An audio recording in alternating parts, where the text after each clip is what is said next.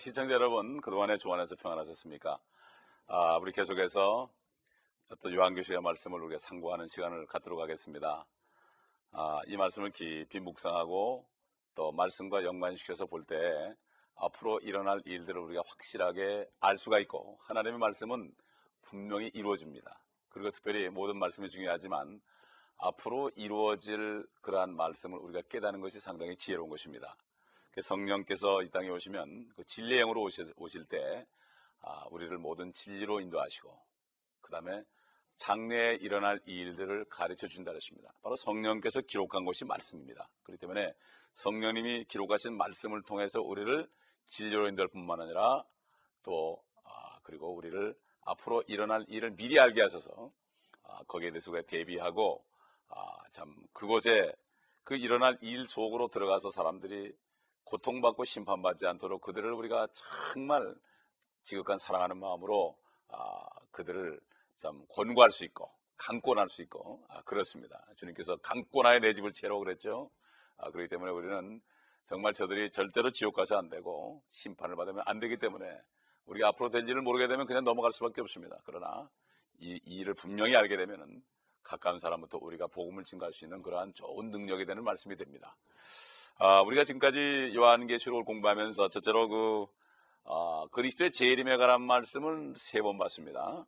그게 첫째는 6장 12절로 17절 나오고, 두 번째로는 11장 13절로 16절, 그 다음에 14장 18절로 20절까지 이제 나오고요. 앞으로 19장 가면 이제 마지막 4번째 나옵니다. 그리고 또 환란도 세 과정을 거쳤습니다. 첫째는 그 봉인들로 인 7인을 치는 5장, 6장, 7장에 나오죠. 그 다음에 7 나팔에 대한 재앙이 8, 9, 10, 11장에 나왔고, 그 다음에 11, 12, 13, 14장에 적그리스도의 출현과 이제 마지막 심판에 대해서 우리가 나왔습니다. 그리고 이제부터는 우리가 마지막 4번째 환란을 통과하는데, 그것이 바로 소위 대접 심판입니다. 대접 심판. 이 대접이라는 것이 우리말로 대접이지만 이렇게 국 먹는 그런 대접 같은 게 아니고 사실은 호리병입니다. 그러니까 향수병 같은 거, 이렇게 밑에가 동그랗고 위에가 이렇게 그 아주 좁은 그런 거 있죠. 그 향수병 같은 거. 그걸 호리병이라고 그러는데 우리말로 그냥 옛날에 한자에서 번역하다 보니까 그냥 대접 그랬는데 그냥 호리병으로 여러분 다시 생각을 하시면서 한번 들어보도록 하겠습니다. 그래서 이제 그 마지막 심판이 준비되는 과정이 이제 15장부터 이제 나옵니다. 이제 이것이 지나면 주님이 이제 재림하죠. 그래서 우리 15장 1절을 보겠습니다. 또 내가 하늘에서 크고 놀라운 다른 표적을 봤는데 7 천사가 마지막 7 재앙을 가졌더라. 이로써 하나님의 진노가 그것들 안에서 끝마치리로다. 환란이 끝나는 겁니다. 그래서 이때는 그 모든 알고까지 다 이제 그 이삭 죽기까지 마지막 구원받은 사람들까지도 다 구원하시고, 그리고 이제는 물론 예수 그리스도를 영접하고 주님의 몸된 교회 성으로 되어 있는 성녀로 거듭난 하나님의 자녀들은 벌써 일찍 올라갔고, 정말 이런 때 지금 이제 마지막 심판이 부어지죠. 우리가 데살로니가전서 5장 1절로 8절로 10절을 보게 되면은 우리는 진노받기로 예정된 것이 아니다. 받도록 정해놓은 것이 아니다. 우리는 은혜 받은 사람들은 이미 성령으로 거듭나고 죄인임을 고백하고 예수의 피로 다 죄가 다 죄값이 치러진 사람들, 용서받은 사람들은 진노받기로 정해진 것이 아니다. 이게 바로 은혜 아래 있는 거죠. 그러나 이 은혜를 무시하고 주님이 십자가에서 처절하게 몸이 찢겨지고 그 다음에 피를 흘리시고 물을 흘리시고 가시관을 쓰시고 채찍에 맞으시고 온 몸 전체가 벌레처럼, 빨간 벌레처럼 될 때까지 우리 자리에 들어가신 주님을, 그 은혜를 거부한 사람들, 그 하나님의 선물을 거부한 사람들은 이제는 심판을 받지 않을 수가 없습니다. 그래서 그런 사람들은 진노를 받도록 정해진 것이라고 볼 수가 있습니다. 그러므로 주님께서, 성령께서 이 땅에 오시게 되면은 죄에 대하여 세상을 책망한다. 죄에 대하여라면 너희가 나를 믿지 않냐입니다. 바로 예수 그리스도를 믿지 않는 것. 하나님이 사람 돼서 내 모든 죄를 다 담당했는데도 그럴 수 없습니다. 그건 말도 안 됩니다. 거짓말하지 마시라고 믿지 않은 사람들. 이거는 어딘가 합리적이 아닙니다. 나의 의를 주장하는 사람들, 내가 뭔가 일을 해서 구원받고자 하는 사람들, 종교인들은 구원을 받을 수 없죠. 옛날에 그 바리새인들이 율법을 지키면서 상당히 선한 생활을 했지만, 율법은 지킴으로써 자신이 의롭게 되어준 것이 아니라 율법을 지키려 해도 못 지키니까 죄인이라는 것을 깨닫게 해주신 건데, 이것을 가지고 오히려 나의 의를 삼은 사람들을 바리새인들, 사두개인들, 종교인들이죠. 그런 사람들은 주님께서는 겉만 번지르르하고 참 마치 회칠한 무덤 같다. 무덤 밖에는 하얗게 칠했는데 안에는 온갖 더러운 것이 다 들은 그러한 것으로 표현하면서 독사의 자식들아, 이렇게 참 주님께서 꾸짖는 것을 우리가 볼 수가 있습니다. 그래서 이제 대접 심판, 소위 호리병 심판은 이제 심판의 마지막 3년, 후 3년 반 중에서도 이제 마지막에 해당되는 그러한 심판인 것입니다. 우리 한번 지금은 이제 호리병 심판이 시작되지 않았지만 준비하는 단계인데, 16장 2절을 가서 어떤 일이 벌어지는가 한번 참고적으로 좀 보겠습니다. 먼저 보겠습니다. 16장 2절을 보게 되면, 그러므로 첫째가 가서 자기 호리병을 땅에 쏟으니 그 짐승의 표를 가진 자들과 그의 형상에 경배한 자들 위에 악취가 나는 심한 상처가 생기더라. 여기 다시 말해 뭔가 하면 그 짐승의 표를 받은 사람들은 구원받지 못하고 거기 세상에 남아있다는 것을 알 수가 있죠. 그리고 이 짐승의 표를 주기 시작한 것은 후 3년 반부터 시작되기 때문에 결국 이 마지막 대접 심판, 호리병 심판은 후 3년 반에 일어날 일이다 하는 것을 우리가 알 수가 있고, 이제 마지막 그 재앙이라는 것을 알 수가 있습니다. 우리 계속해서 요한계시록 15장 2절을 또 보도록 하죠. 내가 보니 불로 뒤섞인 유리바다 같은 것이 있고, 그 짐승과 그 형상과 그의 이름의 숫자에 대하여 이긴 자들이 하나님의 하프를 가지고 유리바다 위에 섰더라. 이긴 자들입니다. 그러니까는 그 예수 그리스도를 믿을 뿐만 아니라 그 적그리스도 짐승의 형상에 경배하지도 않고 인도받지 않은 사람들이 하나님의 하프를 가지고 유리바다가 어딥니까? 하나님의 하늘의 보좌 앞에 전개된 그 유리바다죠. 이미 그들은 하늘에 올라가 있다 하는 것을 알 수 있죠. 그래서 이 성도들은 계시록 14장 2절 3절에도 나오고 4장 6절에도 나오고 7장 13절 5절에도 나오고 15절에 나오는 이미 하늘에 올라간 사람들, 셋째 하늘에 들림받은 사람들, 이런 사람들이 이미 하늘에 올라가 있는 것을 여기 보여주고 있습니다. 그러면 그 사람들이 하늘에 올라가서 뭘 하고 있는가?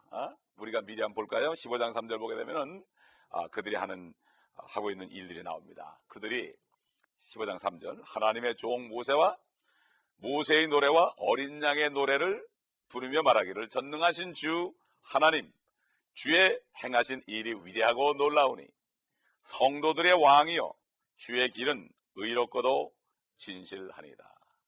이들이 노래를 부릅니다. 하프를 가진 노래를 부르는데, 첫째는 하나님의 종 모세의 노래를 부릅니다. 신명기 32장에 있는 노래입니다. 여러분 신명기 32장을 찾아보세요. 그 다음에 어린 양의 노래를 부른다. 결국 모세의 노래는 뭐죠? 율법을 얘기하죠. 어린 양은 뭐죠? 은혜를 얘기하죠. 그러니까 이 환난 때 구원받은 유대인들, 이 사람들은 어린 양이신 예수 그리스도를 그때 가서 믿게 되고, 지금은 믿지 않지만, 물론 믿는 사람도 있지만 대부분의 유대인들이 믿지 않죠. 그러나 환난 때 가서 그들이 이제 믿게 돼 있습니다. 그리고 율법을 지키죠. 거기서도. 그래가지고 적그리스도인을 받지 않습니다. 이 두 가지를 가지고 한 사람들이 모세 노래와 어린 양의 노래를 부른다. 신약과 구약에 하나님의 주신 은혜를 찬송하는 거죠. 예. 참 그렇기 때문에 이것은 승리를 얻은 사람들이요, 교회 시대에 구원받은 사람들이 아니고 환난 시대에 구원받은 사람입니다. 우리가 성경을 볼 때 이것이 어느 시대를 얘기하는 것인가, 이것을 잘 알아야 됩니다. 그 선지자들에게 베드로전서 1장 12절 보면은 하나님께서 그리스도의 영을 선지자들에게 속에 넣어줘가지고 그들이 예언할 때 이게 도대체 어느 때 무엇을 말하는 것인가, 그들이 열심히 알아보기를 원했고 천사들도 알아보기를 원하는 것이다. 시대별로 하나님의 구원 계획이 다르죠. 에덴에서의 구원 계획과 노아 시대의 구원 계획과 율법 시대의 구원 계획과 은혜 시대의 구원 계획과 또 환난 시대의 구원 계획이 다 다릅니다.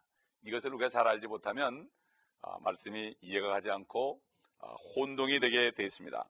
여기 보게 되면은 15장 3절 본문에 보게 되면은 성도들의 왕이요 그랬습니다. 성도들의 왕이요.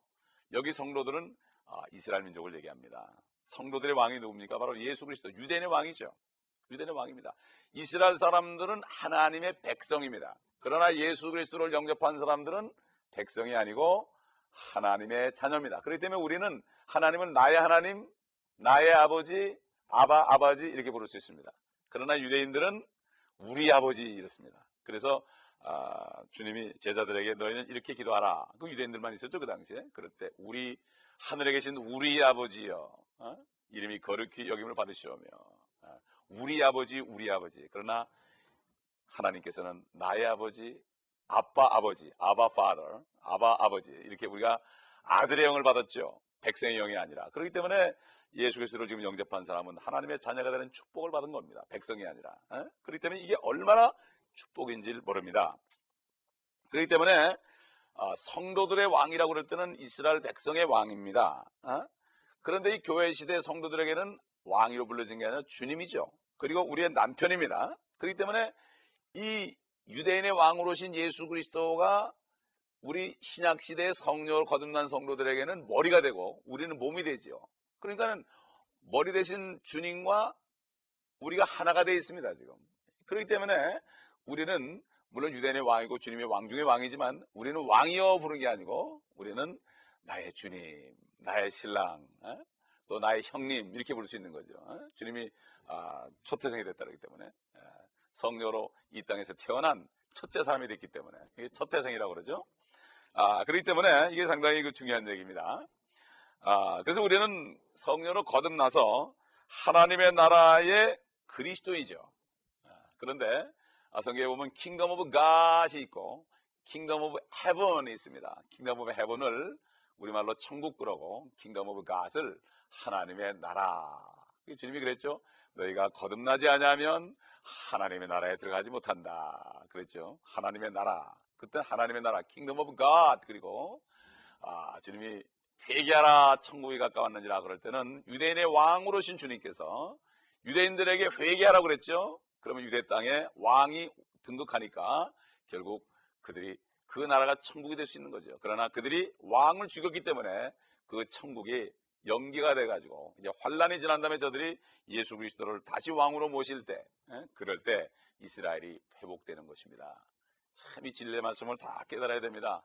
하나님께서는 모든 사람이 다 구원받기를 원할 뿐만 아니라 진리의 지식에 이르기를 원하신다고 디모데전서 2장 4절에 보면 나옵니다. 그리고 그래서 우리는 우리 주님께서는 우리의 머리가 되시고 우리의 주님이시며 우리 구세주이시죠. 그리고 우리는 주 예수 그리스도의 일부가 되었습니다. 한 몸입니다. 마치 부부가 한 몸이 되는 것처럼 사도 바울이 에베소서 5장 마지막 부분에 이런 얘기했죠.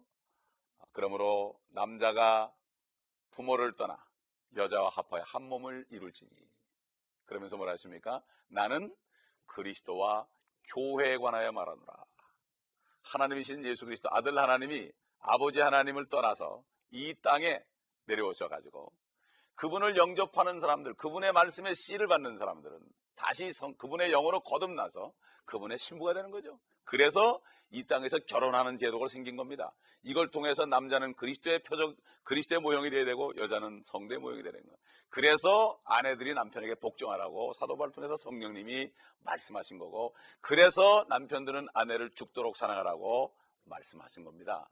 그렇기 때문에 이 땅의 남자와 여자의 책임은, 남자들은 그리스도의 형상을 닮아서 모든 고난을 참아내고 아내들이 잘못했어야 다 품어주고 용서해주고, 이게 남자의 본분이요. 여자들은 그리스도인들처럼 남자에게 절대 복종할 때 그 가정이 하나님의 나라가 되는 겁니다. 이게 바로 신비다.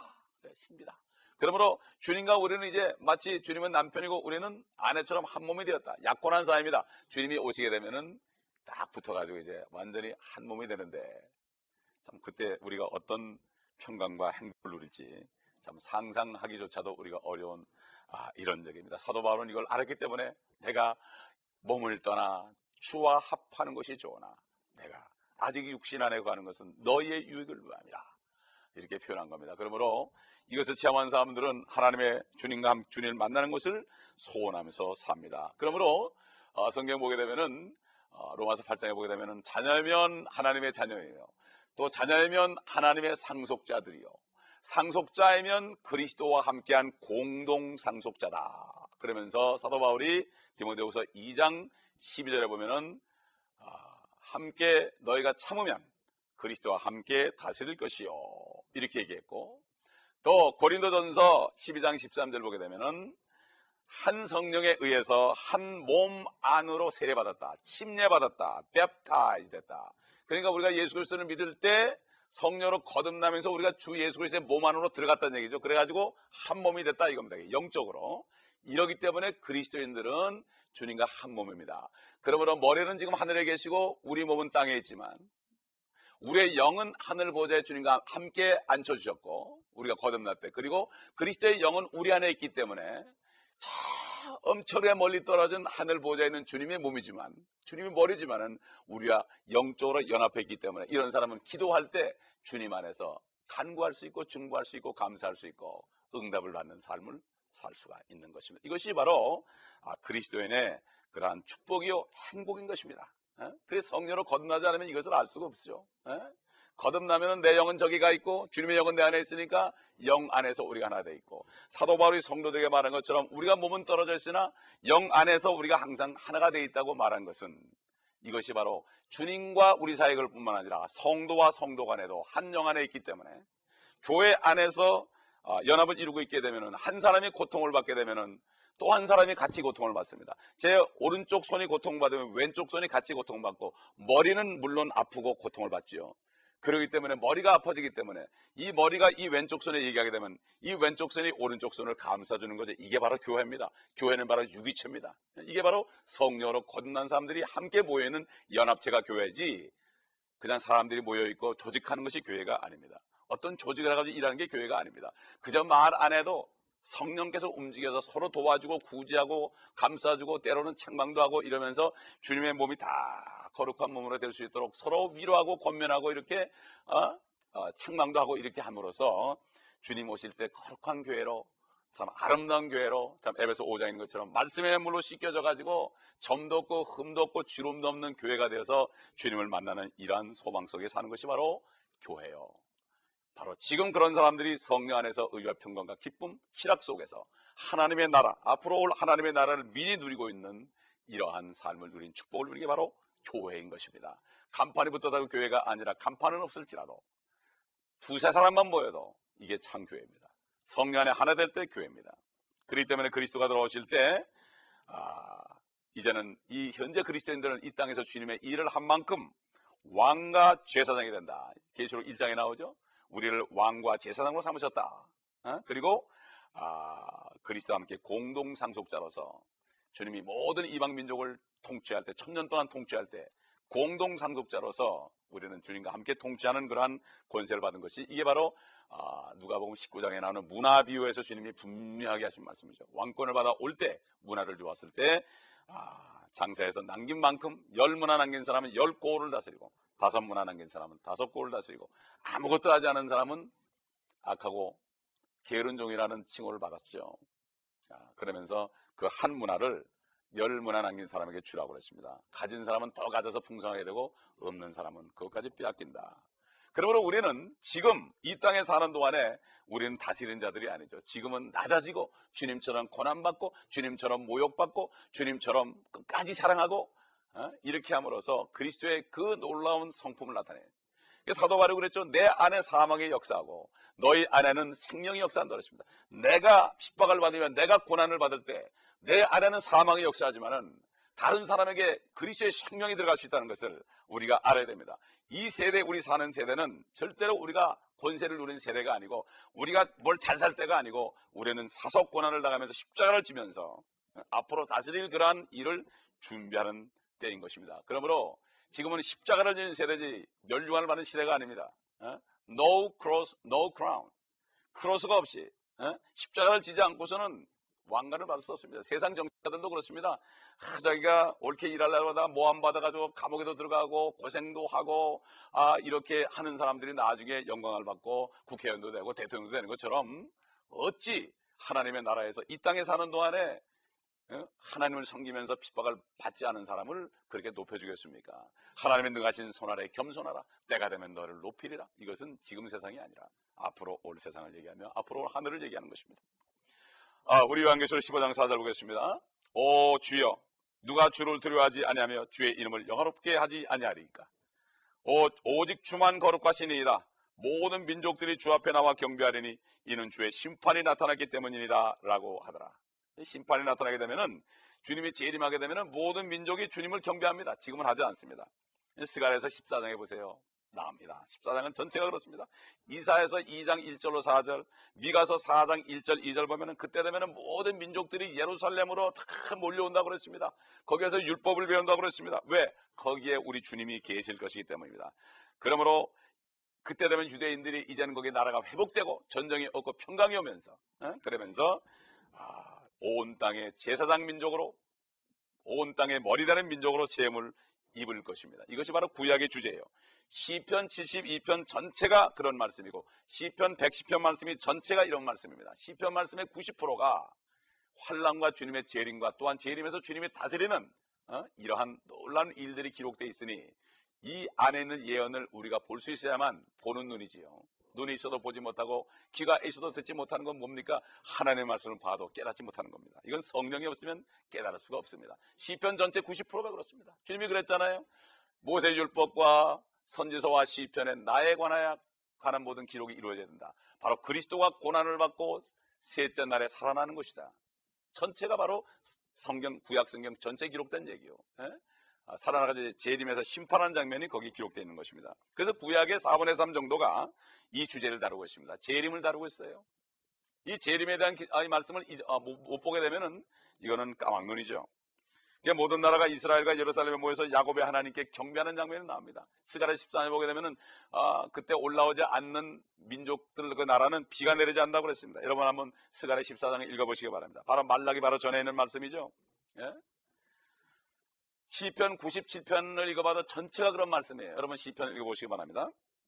이것은 예수 그리스도가 유대인의 왕으로 그때 진정 오시죠. 예루살렘으로 오셔가지고 동편 문으로 들어갔습니다.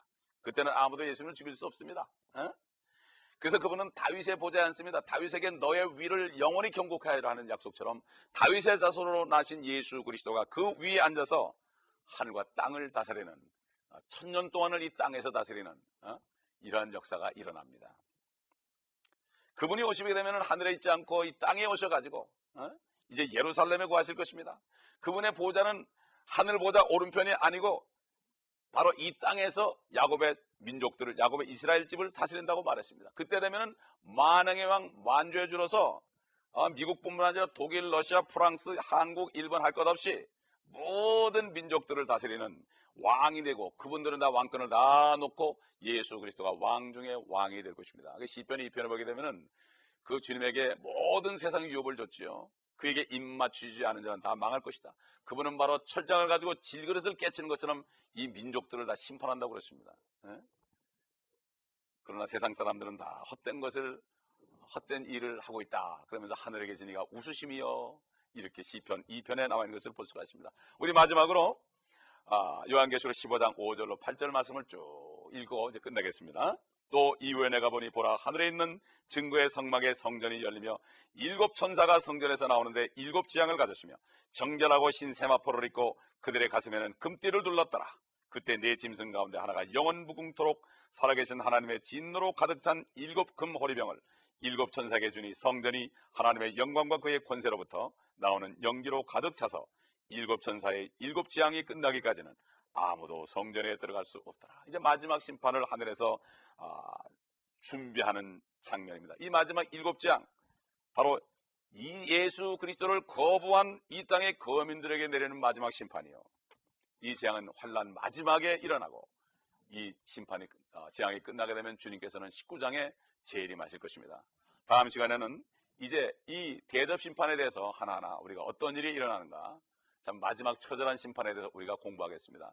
복음서도 복음서가 사복인 것처럼 환란도 네 부분으로 되어서 첫째는 인재앙, 둘째는 나팔재앙, 셋째는 적그리스도 출현해서 적그리스도가 어떻게 인간들을 괴롭히는가, 그 다음에 네 번째로 대접심판을 통해서 네 부문을 이렇게 표현했습니다. 복음도 네 부문이죠. 예수 그리스도가 왕으로 오신 거, 또 예수 그리스도가 일꾼으로 오신 거, 예수 그리스도가 사람 오신 누가복음, 또 하나님이신 예수 그리스도에 대해서 이렇게 네 부분으로 걸쳐서 우리에게 복된 소식을, 생명의 소식을 전하는 것처럼 심판도 그 예수 그리스도를 믿지 않은 사람들에게 네 가지 부면으로 처절하게 심판하는 장면을 심은 대로 갚아준다는 것을 우리가 알 수가 있습니다. 그렇기 때문에 이제 바로 오늘이 은혜 받을 때입니다. 이 시기가 지나게 되면 그때는 아무것도 할 수 없습니다.